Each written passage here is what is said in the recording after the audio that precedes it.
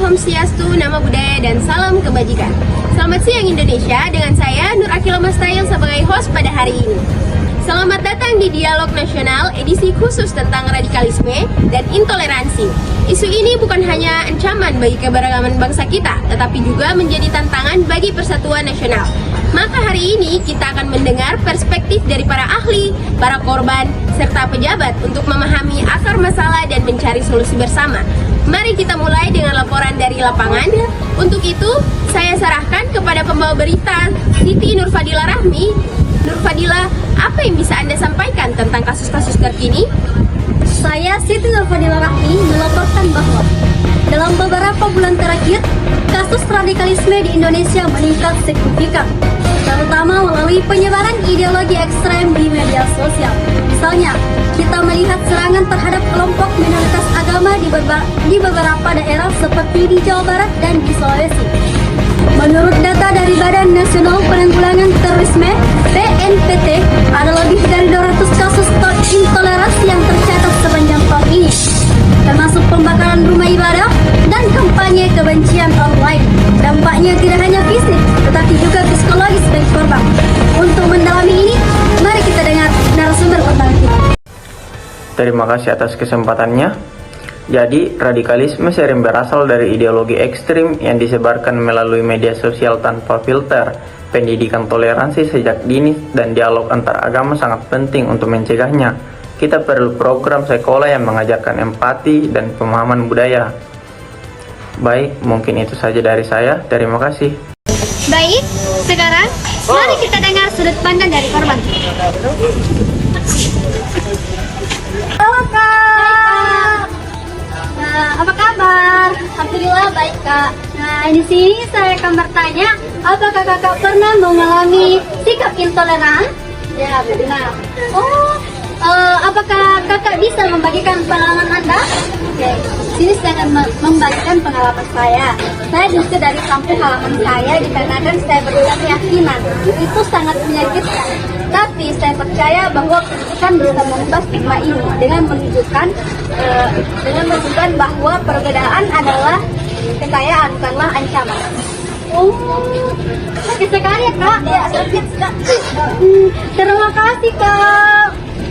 Baik, saya telah mewawancarai salah satu korban intoleransi. Sekarang, mari kita dengar narasumber ketiga kita, yaitu ahli ekonomi. Dari sisi ekonomi, apa dampak intoleransi ini? Terima kasih. Sebagai ahli ekonomi, intoleransi mendatang dampak negatif yang signifikan terhadap ekonomi sosial, menyebabkan kerugian mencapai miliaran rupiah akibat konflik sosial dan berkurangnya investasi. Oleh karena itu, kampanye inklusif seperti promosi pariwisata budaya sangat penting untuk mendorong pertumbuhan ekonomi sekaligus membangun harmoni sosial.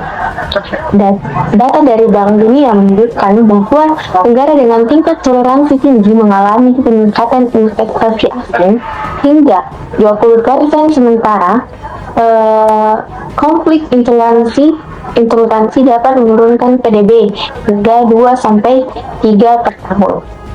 Untuk mengatasi radikalisme dan intoleransi, pemerintah dan masyarakat harus berkomitmen pada pendidikan toleransi dan investasi dalam ekonomi inklusif. Dengan begitu, kita tidak hanya menjaga stabilitas sosial, tetapi juga memastikan pertumbuhan ekonomi yang berkelanjutan untuk generasi mendatang. Mari kita jadikan inklusivitas sebagai fondasi bangsa yang lebih kuat. Terima kasih, saya kembalikan. Terima kasih, Nurfadila. Sekarang kita beralih ke peran pemerintah dan solusi dari masyarakat yang akan dibawakan pembawa berita kedua, yaitu Widya Aziza Supirman. Terima kasih Nur Akila dari Medan, saya Widya Aziza. Sebelum itu, kita akan terhubung melalui telepon video untuk mendengarkan bagaimana langkah konkret dari pejabat BNPT dan juga pandangan dari tokoh agama. Pemerintah telah mengeluarkan Undang-Undang Penanggulangan Terorisme, tetapi implementasinya perlu diperkuat dengan lebih banyak sumber daya. Masyarakat sipil juga berperan penting melalui organisasi lokal. Jadi, apa langkah konkret dari BNPT? Baik, saya Rizky Arfianti Betasmara sebagai anggota dari Badan Nasional Penanggulangan Terorisme akan menyampaikan langkah yang telah kami ambil. Kami berfokus pada edukasi di sekolah dan juga kolaborasi dengan masyarakat untuk melakukan pencegahan. Programnya yaitu seperti pelatihan guru dan juga kampanye anti radikalisme online yang sedang dikembangkan dan telah kami perluas. Oke, baik. Terima kasih, Bu. Lalu dengan Pak Miftah ini, sebagai tokoh agama, bagaimana pandangan Anda? Baik, terima kasih atas kesempatannya. Jadi menurut saya hal tersebut sangat disayangkan karena sejatinya semua agama mengajarkan toleransi dan kasih sayang. Jadi hal tersebut sangat disayangkan. Saran saya untuk membangun kehidupan beragama yang lebih baik yaitu dengan menjalankan forum lintas iman, yaitu forum yang bertujuan untuk membangun pemahaman dan empati, memperkuat kerukunan dan mencegah dan mengatasi konflik di masyarakat. Mungkin itu saja dari saya. Terima kasih. Baik, saya ucapkan terima kasih kepada Pak Miftah. Saya Widya Aziza, kembali ke host. Terima kasih. Terima kasih kepada semua pembawa berita dan narasumber atas wawasan berharganya. Radikalisme dan toleransi bisa diatasi dengan pendidikan, kerjasama, serta komitmen bersama. Maka dari itu, mari jaga kebersamaan Indonesia sebagai kekuatan bangsa Indonesia. Sampai jumpa pada edisi berita berikutnya. Saya Nurakila Mastail sebagai host, pamit undur diri. Selamat siang, wassalamualaikum warahmatullahi wabarakatuh.